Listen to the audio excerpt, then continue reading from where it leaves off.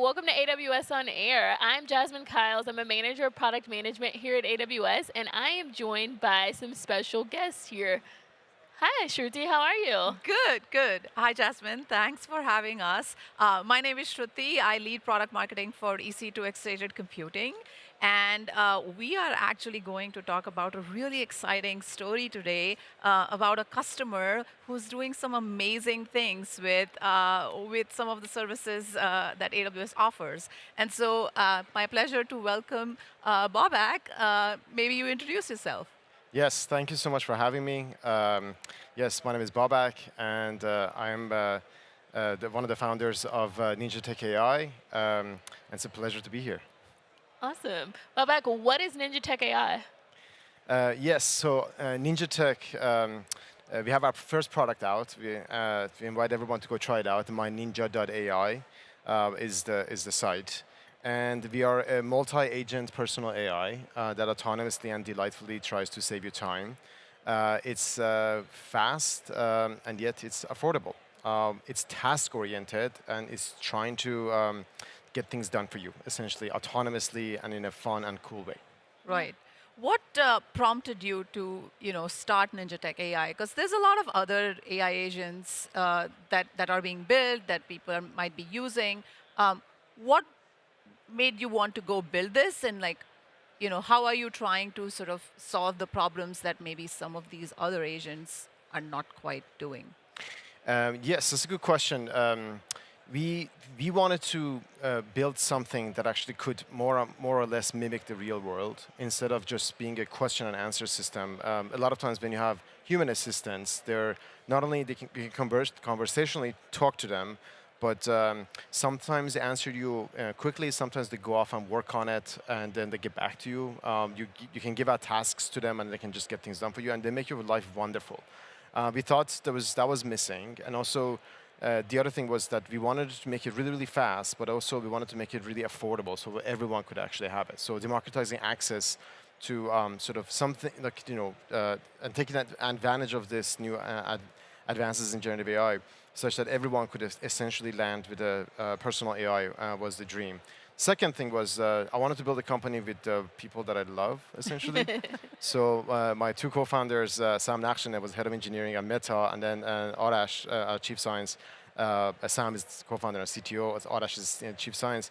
We were talking, and we really wanted to do something cool and different. And then everything came about, and we said, let's just build a Ninja for everyone.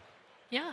That's really an interesting story there. It's fun, but I love that you said, I'm bringing it back to the people that I love. So Yeah. as you're building out NinjaTech, tell us about, we're going to talk about multiple AWS services, but what were some of the key criteria that you went through when you were like, this is the infrastructure and the tool sets that I need? Yes, that's an excellent question. So one of the key elements for us was to make it sort of powerful, fast, but also affordable.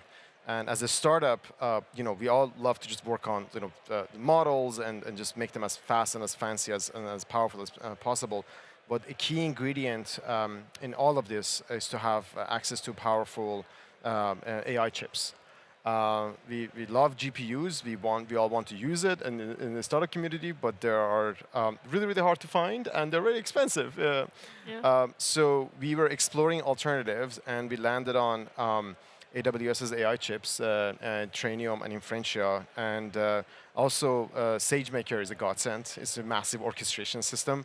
And after trying out various different options, we started talking to the AWS team, and we just fell in love with it. We started working together in November of last year. We got everything working, and now we have these amazing Llama 3 70 billion params running beautifully on Trainium and Inferentia, and it was an absolute game changer.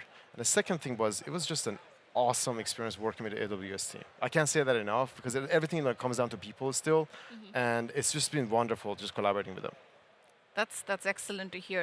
I mean, we built Trainium and Inferentia to push the boundaries on price performance and democratize access to to startups such as yourself. So it's really gratifying to see that that vision is starting to take shape in such a big way Yeah. for this ecosystem. When we tell people that our system is not running on GPUs, people look at us funny. They're like, where is the other shoe that's going to drop? Like, what's the downside? And we're like, just go try my Ninja.ai, you'll see for yourself. It actually works really well. And it's scalable, it's affordable, and it's just, it's been a game changer. That's awesome. Well, you just said, just go check My Ninja yourself. I think it's time to give our audience a little slice of that, and so maybe you can give us a quick Sure, demo. absolutely, happy to. Yeah, we can switch to my laptop real quick. We're going to do a quick demo now. Okay, so if you go to myninja.ai, this is the company. I'm just going to show you quick visuals of it. It's multi-agent personal AI, autonomously and delightfully saves time, and then it's faster and affordable. So we have 4 agents to start with. We have a researcher agent, a scheduler agent, coder agent, and advisor, and they all come to in one unified package. And we're going to be introducing other agents as we go forward. So you can just talk to this, in normal ways. Hey, how's it going? And you're going to see it sort of like stream, just like a normal, what you would expect from like these modern chatbots. With us, you can choose a persona. You can choose like how much you want it to, how verbose you want it to be, and also you can choose sort of the tone as well. You don't need to know about prompt engineering. It just everything is fine-tuned to be able to do this. But also, I can ask about sort of let's just do some learnings, for instance. Like, can you explain to me the differences between fusion and fission energy? And I'm intentionally making mistakes here. So let me just use, the researcher comes with a few capabilities. We do real-time web search and with full citation capabilities. But with the speed of this, just That's look. awesome. This is all real time. It's full citations. So it's explaining to me the difference between fusion and fission energy with various different mechanics. And now I'm going to say, you know what? Also, as I'm delving into this, I want to learn more. So why don't we just also ask other models, such as like OpenAI's ChatGPT-4 Turbo, which is wonderful, Google's Gemini, and also Anthropic. And I can actually repeat the same question. We can watch it go. As part of this, so again, seamlessly it starts to type. It's asking other models about what we're up to and whatnot. So I can ask other questions, such as like, what are the, I could write me a 2-pager on which places to visit when I go to Barcelona, and tell me why I should visit them if I want to have fun and learn something. So one of the key things about our system is that it tries to mimic real world. So you don't have to wait for this thing to finish. I can also say, you know what, I'm coding something. Can you write a snake game in Python? Oops. In Python with full UI and mouse and keyboard support. I can also ask, hey, can you schedule 30 minutes with Bob IKP at Gmail next week on Wednesday, let's see, Wednesday afternoon between, 2 and 6 p.m. to talk about AWS Summit.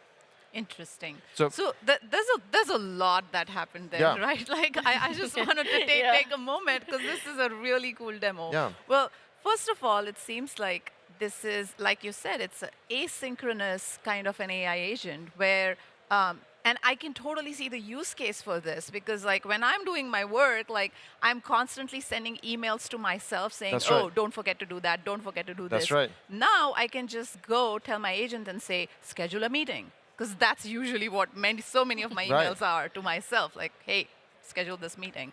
So that capability is just awesome, and I don't think is available in most other AI agents today. This ability to do this asynchronously. And we were able to do that thanks to AWS's infrastructure.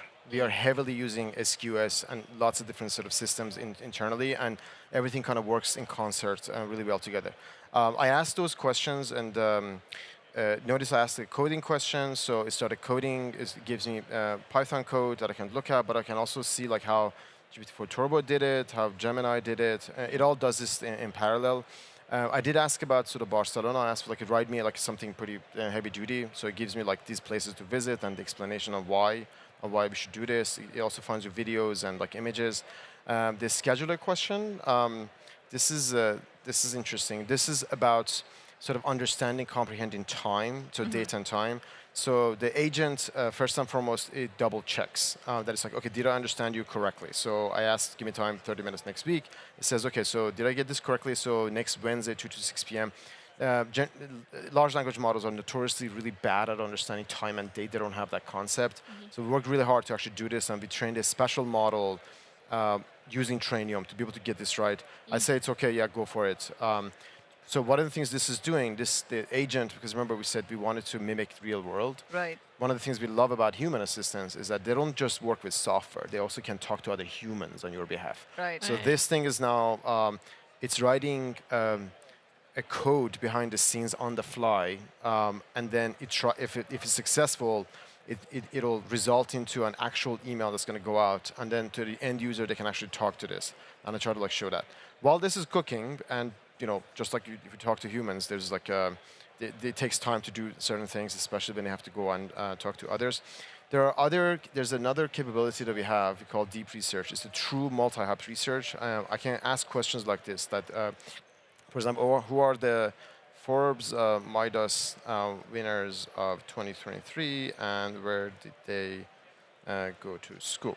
So this is an interesting query because the information about this doesn't exist on just one page. So, in order having access to an asynchronous environment that can actually go take its time is what's allowing us to do things like this. So in real time, we kind of give our best guess answer, still with citations. But you can see the AI actually coming up with a dynamic plan on the fly, identify the winners, research educational background, compile information, and review and present.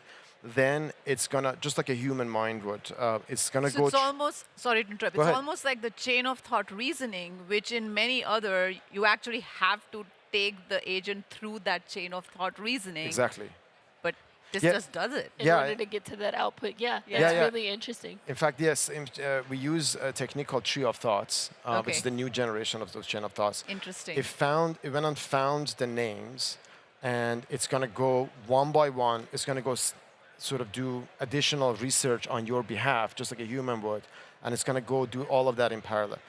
Just to kind of show you, like we also use other chatbot systems, such as we love ChatGPT, of course, and then we love Gemini as well. Google's Gemini, these are like awesome products.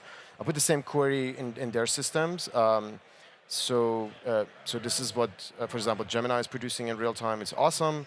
It kind of gives you like the 10 of the folks, and it says you can find information about their names and stuff somewhere else yourself. ChatGPT does a bit more. It kind of gives you 7 of them, essentially. What I really liked is that you were able to go in NinjaTech and you're able to toggle through them, right? Yeah, yeah. So you're able to say, okay, yes, I want this one right now. No, I don't want that one. And it gives you a different output. Right. Yeah, so it dynamically chooses. If if it can answer you quickly, it just goes and does it. Otherwise, it actually goes into this deep research mode and tries to find it. So I let it finish. It's going to finish shortly. But when it does, I'm going to show you the answers that it came up with. So for that particular question, it went and found the names of individuals with direct citations.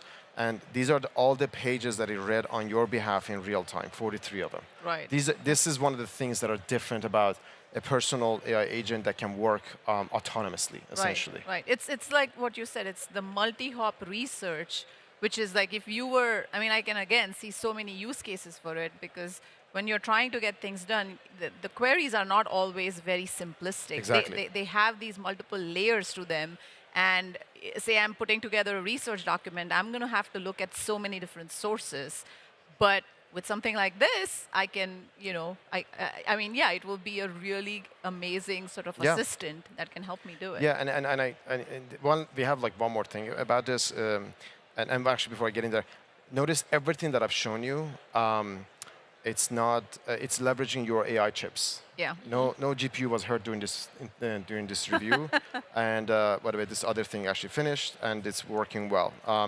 We have one more thing. I spent 12 years at Google, loved the company. And then one of the things I loved about Google is they had this like quirky, fun thing, essentially in a lot of our products. We try to actually mimic something like this as well here, essentially. So you can talk to this via like a normal chatbot system, or you can actually talk to Ninja's human avatars, essentially. There are different avatars. You can choose the one that delights you the most. And these are full sort of autonomous. You can talk to them hands-free. These are pretty cool. I grew up also as a gamer. I love gaming. So these are built with Unreal Engine 5 in real time. These are metahumans, and they connect to our systems directly, and you can talk to them, play with them, and you can just put it on a screen and just chat with them in real time as well. So that's another way that we invite people to come use it. Check it out. It's myninja.ai. Let us what you think, and hopefully these are things that you can actually enjoy using, and it will save you time. That's awesome. I'm curious about what's next, right? Like there's 5 agents that are built, no, 4 agents that are built in that are then orchestrated. But when we were chatting backstage, you were talking about the vision for what this could do. Like it could shop on your behalf. It could just do so many things. Yeah. What are you looking to do next? We have a lot of work to do. The product, this is our day 2 of an announcement of the public beta of the product. There's going to be more agents to be added, and then the product is going to be more accessible in the next few months. We're going to have our own sort of native apps, as well as additional sort of login screens. But the notion that we can actually, our agents are capable of dynamically coming up with a plan and asynchronously executing an action, we think that's a very big idea, and we can sort of, we're going to push the limits on these things. We're going to get it to a point that you can just give it very, very complicated questions. Hey, like, eventually down the road, fly me to New York, make sure we set up a time with my friends at work. You should know them already. Get us breakfast, and by the way, reserve my hotel as well. That's the sort of nirvana state we're trying to get to. We have a lot of work to do to get there, and this is day 2. But I think it's now possible. I think this is now sort of not a. This is not like something that we were like, oh yeah, we're going to get there in 10 years. I think we'll be able to get something like this done pretty soon. But a key ingredient of this, as a startup especially, in order to do any of these things, in order to even dream like this, was the ability or the access to AI chips that are especially built for these kinds of workloads, and they would be, and more importantly, they would be also affordable but elastically available. When we do a training job, we light up like hundreds of these things. Sometimes it goes to thousands. We just train the models, and for like a couple hours we shut it down, and we just pay like a few $1,000s and we're done, essentially. As a generative AI startup, this wasn't possible, at least to us, like even last year, essentially. Right. Now we feel like we're unleashed. Now we can do a lot of different things, essentially, here. And people talk about this, and we genuinely appreciate our partnership with AWS. This has been like an utter game changer. And to me, any sort of startup that's doing anything like this, they should take a look at these things, see if this is of interest to you, and then go take a stab at it. This could be as much of a game changer as for you as it was for us. Yeah, I love that you said, this has been just unleashed, right? What you were able to do this year is completely different from what you were able to do last year. And it just shows the speed of innovation that's really happening here. And then what I also loved is that you talked about other AWS services that you have built in there. You gave SageMaker a huge shout out in addition to the chips, but I heard that you said that you're using, did you say SNS? We use I think we use all the S acronyms. Yeah. So we use SQS, SES, EKS. Like we use them all, and it's actually sort of one of the powers of like being as part of one end-to-end sort of ecosystem of technologies. We've learned a lot, and we've been actually taught quite a bit by our partners at AWS. And once everything works together nicely, it becomes like a thing that you can actually, again, you can dream bigger and actually make these things happen. And I don't just say that, I really mean it, and you can just see it for yourself.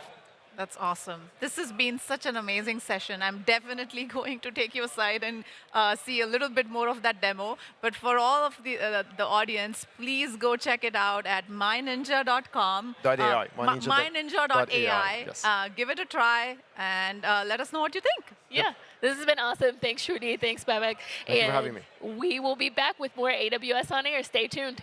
Yep. Thank you.